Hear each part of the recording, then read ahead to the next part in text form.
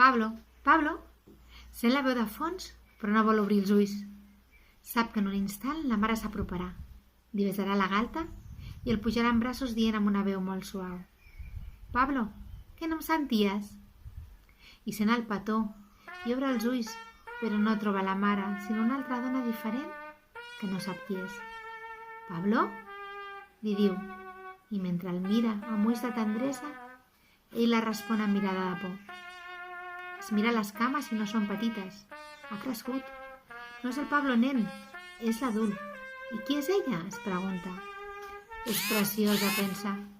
I com cada dia li diu, de segur que ets un àngel que ha caigut del cel per cuidar-me. I ella somriu. Es debat entre el dolor de l'obrir i l'alegria del retrobament. I decideix quedar-se amb l'alegria. Segueix sent guapa als seus ulls, malgrat els anys, les arrugues, el temps i la demència. I pensa, ha perdut la memòria, la noció del temps, però no la capacitat d'enamorar a cada instant.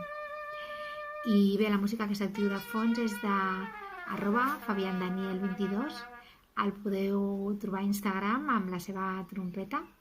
Espero que us hagi agradat el conte, espero que us hagi agradat la música i res, ens veiem aviat. Gràcies.